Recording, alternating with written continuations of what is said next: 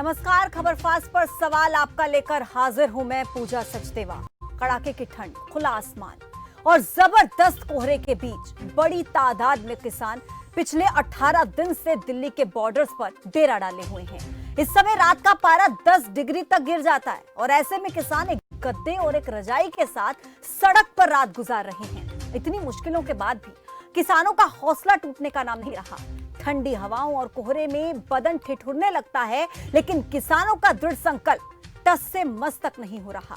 जब इतनी सर्द रातों में हम अपने घर के अंदर रजाई में दुबक कर भी कई बार कांपने लगते हैं, तो ऐसे में किसान कैसे अपनी रात गुजार रहा है, किन किन चुनौतियों का सामना करते हुए भी सड़क पर दिन और रात काटने को मजबूर है, रात के घने अंधेरे में कैसे खुद की और अपने सामान की रखवाली करता है, ये कई सवाल है जिनका हम आज सवाल आपका में जवाब जानने की कोशिश करेंगे।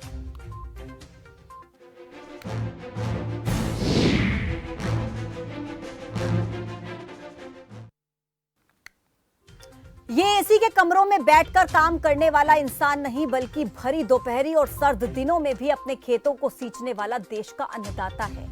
ये वो अन्नदाता जिसकी वजह से आप और हम खाना खाकर अपना पेट भरते हैं, लेकिन अफसोस आज ये धरती पुत्र सड़कों पर दिन और रात काटने को मजबूर है। दिसंबर का महीना, ठिठुराने वाली सर्दी और धरती से अन्न पैदा करने वाला किसान, बच्चों से लेकर बुजुर्ग तक और यहाँ तक कि महिलाएं भी इस संघर्ष में शामिल हैं। किसान ट्रैक्टर्स को ही अपना अस्थायी घर यानी कि अपना टेम्परेरी आशियाना बना चुके हैं। बहादुरगढ़ में मेरे सहयोगी ललित ने बुजुर्ग किसानों से बातचीत की, उनसे जानने की कोशिश की कि कैसे इन सर्द रातों में अपने रात वो काट रहे हैं और किन किन चुनौतियों का सामना कर रहे हैं, क्या क्या तकलीफें उनको भोगनी पड़ रही हैं। सबसे पहले सुनिए किसानों का क्या कुछ कहना है, उसके बाद सवाल आपका में करेंगे चर्चा।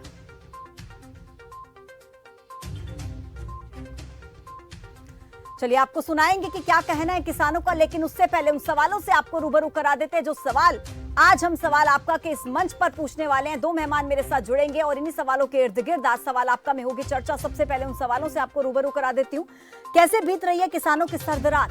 सर्द रात में जब देश का अन्नदाता सड़कों पर है, कैसे अपना गुजारा कर रहा है, किन किन मुसीबतों से इस वक्त धरती पुत्र जूझ रहा है, रात के अंधेरे में कैसे रखवाली करते हैं अपने और अपने सामान की। महिलाओं और बुजुर्गों के बॉर्डर पर क्या हाल है। जाहिर सी बात है सर्द रातों में बुजुर्ग काफी ज्यादा परेशान होंगे, किस तरीके से अपना गुजर बसर कर रहे हैं, क्या क्या दिक्कतों का सामना उनको करना पड़ रहा है, क्या क्या चुनौतियां उनके सामने इस वक्त हैं। लेकिन उन तमाम चुनौतियों का सामना करते हुए इस वक्त देश का अन्नदाता लगातार आंदोलन में जुटा हुआ है और लगातार सरकार से बस एक ही बात कह रहा है कि इन 3 कृषि कानूनों को रद्द कर दीजिए, हमें ये 3 कृषि कानून नहीं चाहिए। और अब कुछ नंबर्स आपकी टेलीविजन स्क्रीन पर फ्लैश होंगे, उन नंबर्स पर कॉल करके आप भी अपनी राय दे सकते हैं, अपने सवाल पूछ सकते हैं। लगातार इन नंबर्स पर कॉल कर जो मेहमान हमारे साथ जुड़ेंगे उनसे आप भी अपने सवाल कर सकते हैं, अपनी राय दे सकते हैं। और इन सवालों के इर्द गिर्द ही आज सवाल आपका में हम करेंगे चर्चा और इन्हीं सवालों पर होगी बात कि आखिर कैसे देश का अन्नदाता सड़कों पर सर्द रात गुजारने को मजबूर है और कब तक ऐसा चलने वाला है। इन तमाम विषयों पर हम करेंगे चर्चा। सबसे पहले दोनों मेहमानों से आपका परिचय करा देती हूँ। दो मेहमान जो इस चर्चा में मेरे साथ जुड़ेंगे, अखिल भारतीय किसान सभा के जिलाध्यक्ष हैं प्रीत सिंह, वो मेरे साथ जुड़ गए हैं, और बीजेपी के प्रवक्ता नेहा दुआ वो मेरे साथ जुड़ गए हैं। दोनों मेहमानों का बहुत बहुत स्वागत है। सबसे पहले प्रीत सिंह जी, आपके पास चलूंगी। मैं जानना चाहती हूँ, समझना चाहती हूँ किस तरीके की मुसीबतों का सामना आज देश का अन्नदाता वहां पर कर रहा है, सड़कों पर कर रहा है। पिछले 18-19 दिन से आप वहां पर मौजूद हैं, किस तरीके की परेशानियों का सामना करते हैं, रात को किस तरीके की परिस्थितियां रहती हैं?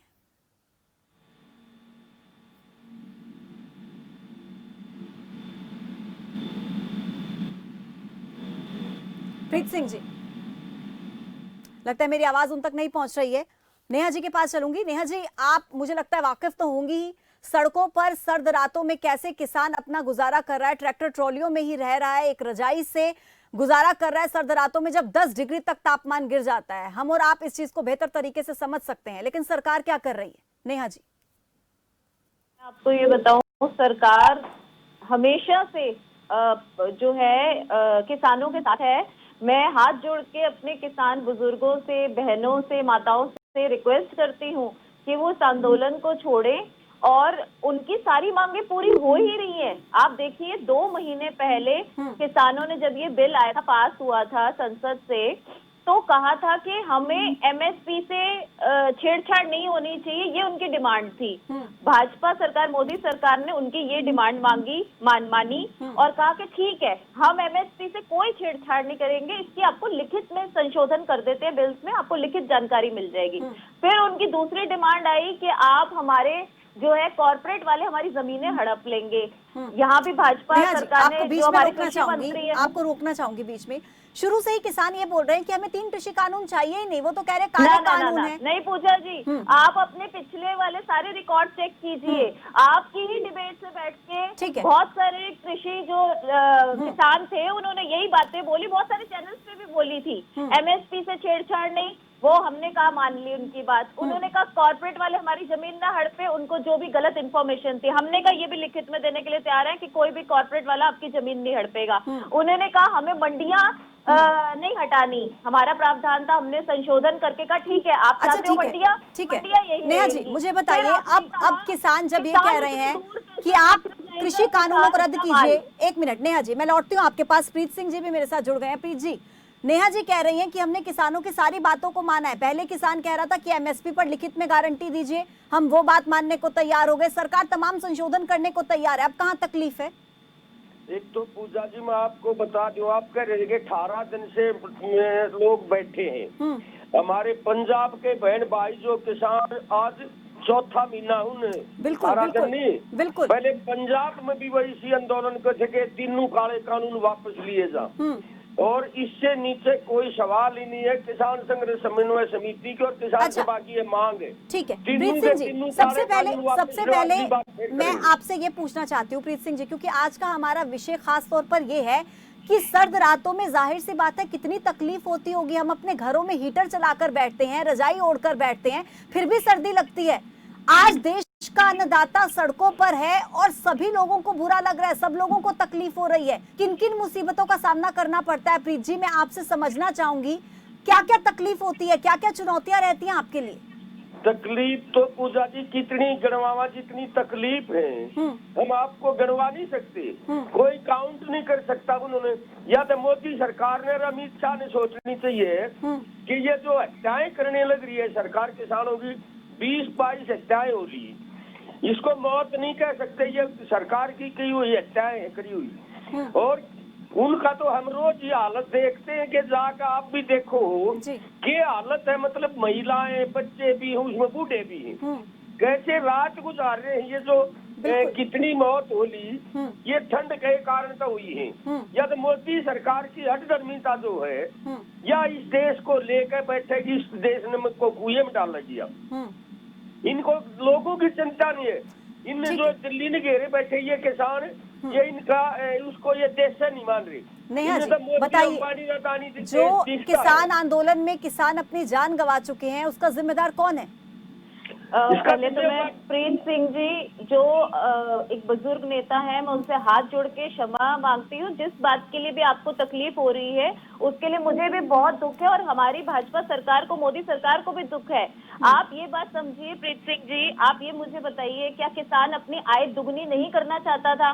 क्या किसान की आज से 4 साल पहले ये डिमांड नहीं थी कि हमारी आय दुगनी हो? दूसरा, किसान क्या ये नहीं चाहता था कि उसका जो काम है वो जैसे इंडस्ट्रीज है वैसे ही कृषि को भी एक इंडस्ट्री के रूप में स्वीकारा जाए और जिससे कि मुनाफा किसानों को मिले? ये 2 बातें आप बताइए, क्या हम झूठ बोल रहे हैं? ऐसा किसान नहीं चाहता था? आपको ऐसा लगता है? 1 मिनट नेहा जी, मेरा एक सवाल आपसे, प्रीत जी जवाब देंगे। नेहा जी एक सवाल सुन लीजिए, आप मुझे ये बताइए, आपको क्या लगता है जिन बातों का जिक्र आप कर रही हैं, 3 कृषि कानूनों से ये सब होने वाला है, किसानों की आय दोगुनी होने वाली है? लेकिन आप धैर्य रख के सुनिए, ठीक है। देखिए मेरे पास समय इतना ज्यादा नहीं है क्योंकि दर्शकों का कार्यक्रम है, दर्शक भी जुड़ेंगे हमारे साथ। प्रीत जी जवाब दीजिए इस बात का, क्या आपको लगता है कि इन 3 कृषि कानूनों से किसानों की आय दोगुनी होगी? प्रीत सिंह जी ये तो 3 काले कानून है, इससे किसान उजड़ेगा, इससे मजदूर उजड़ेगा, इससे मंडी खत्म होगी, इससे खेती खत्म होगी। नहीं होगी। कौन सा फार्मूला है बीजेपी के पास या महंगी कह रही है? कौन सा फार्मूला है जिससे दोगुनी आय करोगे?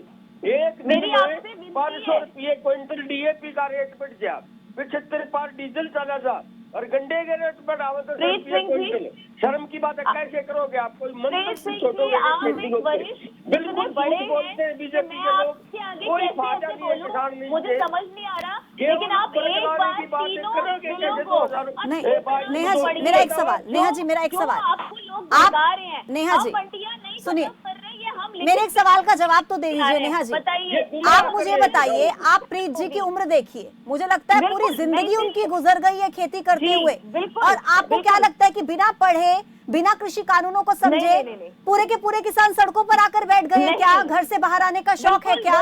वही मैं कह रही हूँ कि किसान शुरू में ये 3-4 मांगे लेकर आए, जो धीरे धीरे भाजपा सरकार ने, मोदी सरकार ने उनकी वो चारों किसान मांगे मानी नहीं आए, ये है, तीनों लेकिन मांग। अब उनको भड़काया जा रहा है, किसानों को गुमराह किया जा रहा है ये कहकर कि अरे वो तो हैरान हो गए कि कैसे भाजपा सरकार सारी बातें। अरे नेहा जी कैसे बात कर रही हैं? नेहा जी, किसानों को गुमराह इस कदर कर दिया कांग्रेस ने, विपक्ष ने इस कदर गुमराह कर दिया कि अपने बीवी बच्चों को लेकर, छोटे छोटे बच्चों को लेकर वो सड़कों पर आ गए। ठीक है, लौटती हूँ आपके पास। ठीक है मैम, मेरे साथ दर्शक जुड़ रहे हैं, एक बार उनके सवाल ले लेते हैं, उनके सवालों का जवाब दीजिएगा।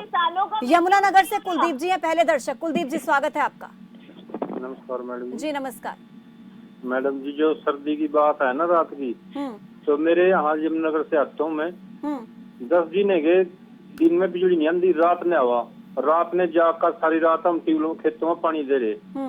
दूसरी बात इस कानून को लेकर है, जो पुराना कानून है ना हमारा सिस्टम जो चला रहे है, पहले तो किसान फसल लेगा मंडी में जाना जीरी लेगा, उसमें मोर्चे के नाम पर 300-400 रुपए का कट लगा।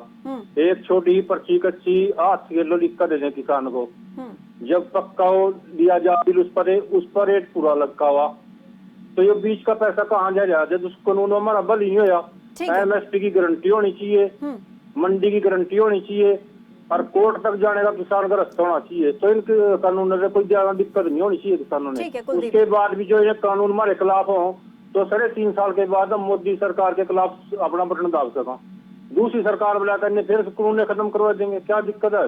चलिए, बहुत शुक्रिया आपका जुड़ने के लिए, अपनी राय साझा करने के लिए। नेहा जी इनका भी जवाब दीजिएगा। एक और दर्शक हैं प्रदीप जी कुरुक्षेत्र से। प्रदीप जी स्वागत है। इन्होंने जो बात कही है बहुत अच्छी कही।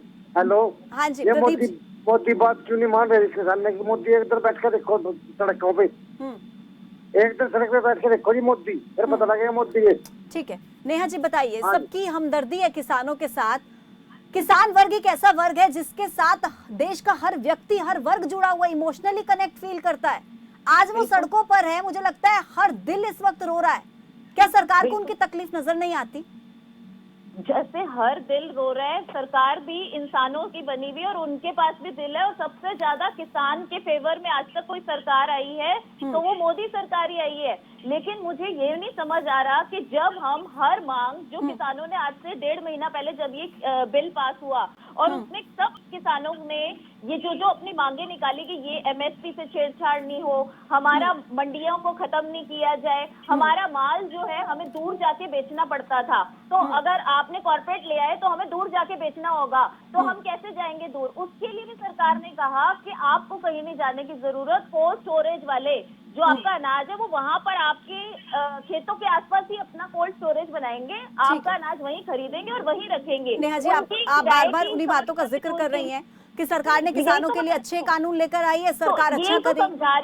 लेकिन नेहा जी, क्या आपको लगता है कि देश के प्रधानमंत्री समझाने की कोशिश कर चुके, हरियाणा के मुख्यमंत्री बार बार एक बात का जिक्र करते हैं, 6 दौर की बैठकें हो चुकी हैं, केंद्रीय मंत्री बैठकों में बैठते हैं, बात करते हैं, किसानों को समझाते हैं, लेकिन किसान बार बार एक ही बात पे अड़े हैं कि आप कृषि कानूनों को वापस ले लीजिए।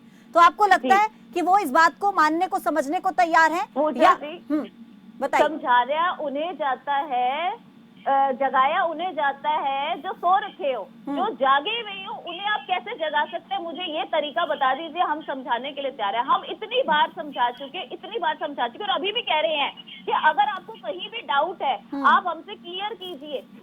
डॉक्टर जब थोड़ी कड़वी दवाई देता है तो उसका मतलब ये नहीं है कि वो मरीज को खत्म करना चाहता है, उसको ऐसा लग रहा होता है। जब धारा 370 हटी तो लोगों ने इतने हंगामे करे, कहा नेहा जी मैं लौट रही हूँ आपके पास, और दर्शक जुड़ गए, उनके भी सवालों का जवाब दीजिएगा। नरेश जी हैं गुरुग्राम से। ठीक है नेहा जी, लौट रही हूँ। हैं, आप भी देख रहे हैं, मैं भी देख रही हूँ। ठीक है, ठीक तो है। यही किसान जाने समझे कि ठीक उनके है लिए नेहा भी जी, मैं अच्छा लौटती हूँ काम आपके किया जा पास। रहा है। नरेश जी गुरुग्राम से जुड़ गए हैं। नरेश जी स्वागत है आपका। मैडम नमस्कार जी नमस्कार। कोरोना काल से जो धंधा हमारा बंद करवा दिया, हम बिजनेसमैन है, दुकान है हमारी। हाँ और जी। इन्होंने फिर लोन के लिए अप्रूव किया, भाई छोटे दुकानदार के लिए हम लोन अप्रूव करवा रहे हैं। हेलो जी सर बोलिए। हाँ जी, ये कह रहे थे भाई हम छोटे दुकानदार के लोन अप्रूव करवा रहे हैं, लोन आपको मिल जाएगा आसान शर्तों पे। अब निगम के द्वारा हमने फॉर्म भरे हैं सरकारी के बाद। अब बैंक वाले कह रहे हैं कि सरकार हमारे को कोई वो नहीं दे रही जो हम आपको लोन दे।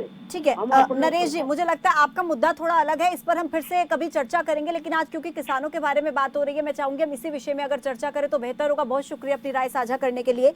एक और दर्शक है नांदल से, राज सिंह जी। राज सिंह जी स्वागत है आपका।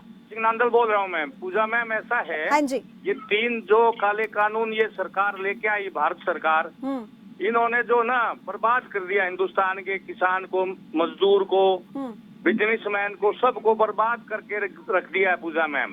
इन काले कानूनों को वापस ले भारत सरकार, और नहीं तो किसान मरने के लिए 24 घंटे तत्पर रहेगा, वापस नहीं हटेगा। मैं ये वायदा करता हूँ मैम आपके बिहाफ पे पूजा मैम।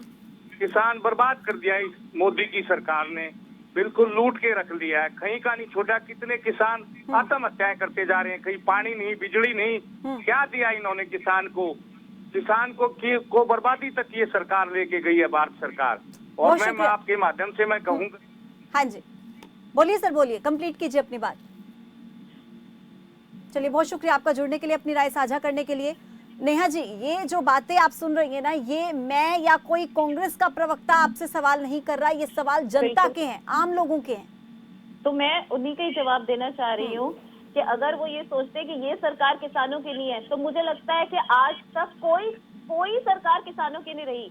पिछले 5 साल में बीजों को, फसल बीमा योजना और solar system free of cost किसानों के लिए, बिजली किसानों को दी गई सब्सिडी पे, दूसरा क्या किसान सम्मान निधि दी गई। आज तक चाहे ठीक है उसकी रकम छोटी है, पर धीरे धीरे उसे बढ़ाया जाएगा। किसान ये बात समझे, यूरिया की पहले कितनी ब्लैक होती थी, बहुत काला धंधा, काला बाजार चल रहा था यूरिया पे, लेकिन जब से भाजपा सरकार आई, यूरिया की जो ये काला बाजारी ये बंद कर दी गई।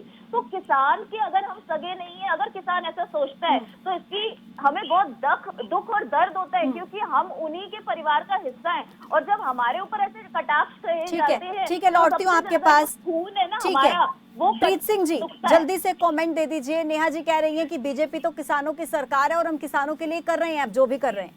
ये कह रहे हम दोगुनी पैदावार करना चाहते हैं, और बीजेपी किसानों के हक में नहीं है। तो कोई सरकार इससे घटिया सरकार पहले आई नहीं, आगे भी नहीं आई नहीं। किसान और मजदूर मिलकर छुट्टी करेंगे, इन नहीं कर राज से बाहर करेंगे, इससे बूंदा राज कदे पहले देखा नहीं था। हमने कहा, हमने न्यू कानून जो हमने कोई नहीं करवानी दोगुनी पैदावार के ये समर्थन मूल्य थे। हम सरसों और बाजरा आप लगाइए अंदाजा, 50 मन बाजरा किले में किसान ने काट दिया, खरीदे 20 मन है। 2050 में 20 मन के एकड़ का गेहूं ने खरीदा, बाकी तो 12 से बिक गया। सरसों का 4000 तो ऊपर रेट है, 3200 और 3000 क्यों बिकी। केवल और केवल 6% अनाज खरीदा जाता है किसान का एमएसपी पे, बाकी कितना, बाकी तो लूट लिया। ये तमाम सवालों का जवाब लेंगे प्रीत जी, नेहा जी से जवाब लेंगे। मैं लौटती हूँ, दोनों के पास लौटती हूँ। और दर्शक जुड़ गए हैं दिल्ली से, अनिल शर्मा जी। अनिल शर्मा जी स्वागत है आपका। नमस्कार मैडम पूजा जी। जी नमस्कार। मेरा सवाल बीजेपी से है कि अगर जब घर के 5 सदस्य अगर कोई राय मांगते हैं और एक बच्चा शरारती होता है। सर अपने टीवी का वॉल्यूम थोड़ा सा कम कर लीजिए।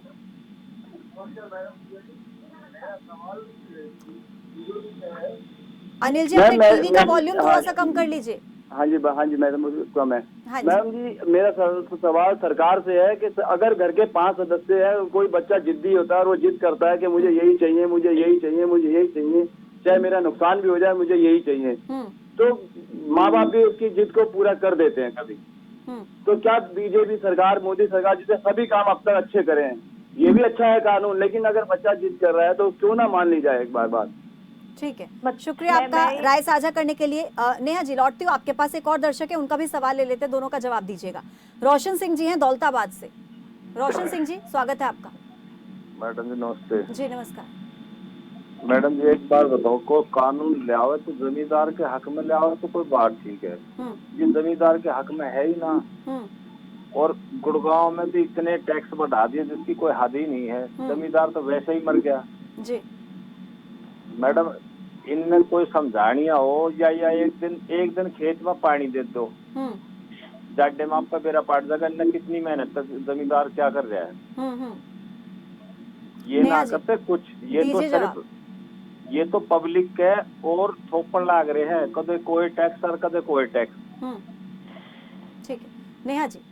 जी, पहले तो मैं पहले वाले जो थे हमारे उनकी बात का जवाब दूंगी कि कोई बच्चा अगर इस जिद पे आ जाए कि उसे अपना गला काटना है तो क्या माँ बाप उसे उसका गला काटने देंगे? तो यहाँ सरकार जो है वो किसानों को समझना चाहिए कि उनके हित के बारे में सोच रही है और इसमें वाकई में उनका हित है। अगर उनको ऐसा लगता है कि उनका हित नहीं है तो एक बार यकीन करके 1 साल बस चुप करके बैठे और देखें। मैं इसी बात पे आ रही हूँ। आप हमारी सरकार आप एग्जाम्पल दे रहे हैं, माता पिता और बच्चों का।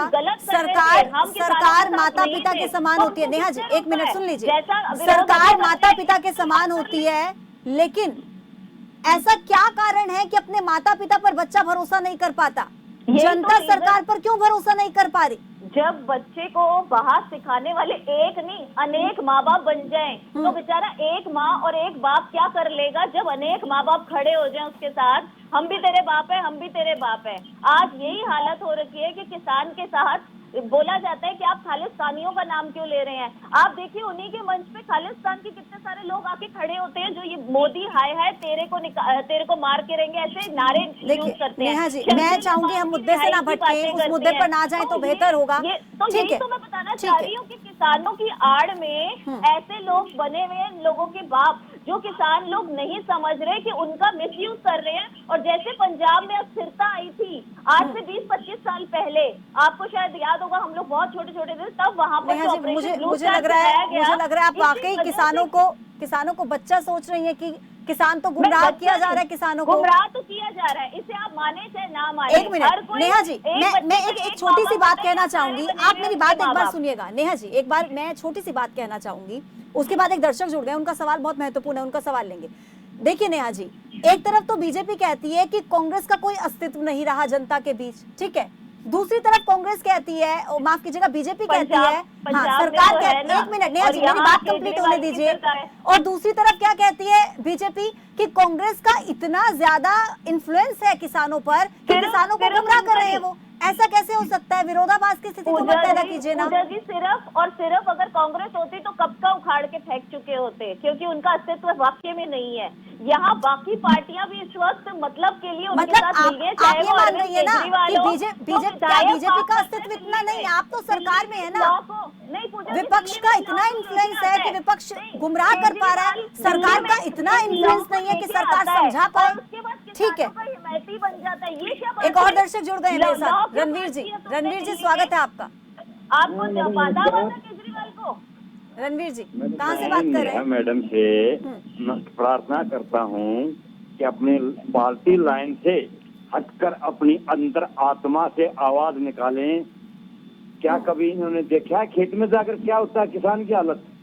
ये विवेक पर आई हैं, इनको पता है सरसों का बीज 1 एकड़ में कितना डलता है।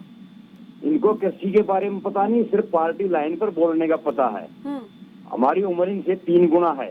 हम उस मिट्टी में पैदा हुए हैं और उस मिट्टी में दिन रात रहते हैं।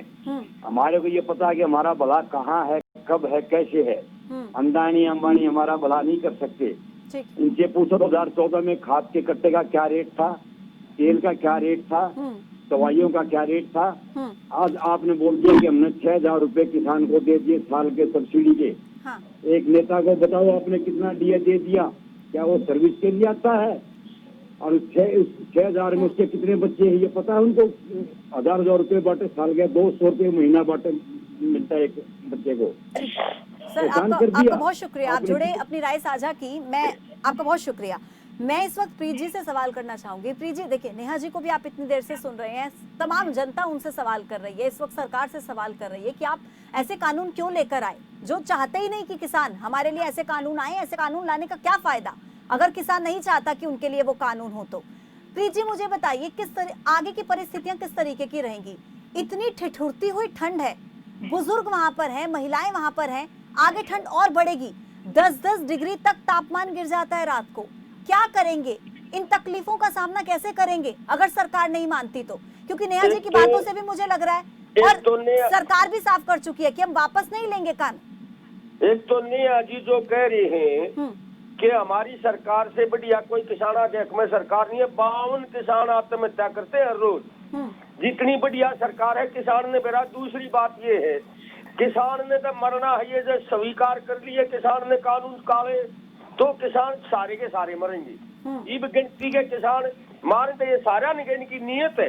मैं कहूँ मोदी सरकार का, मोदी के खिलाफ जो 302 का मुकदमा दर्ज होना चाहिए, जो कि ये हत्या करने लग रहे हुआ दिल्ली में लोगों को ठंड में बैठा के चौड़े में। दूसरी बात ये है, किसान वापस नहीं आएगा।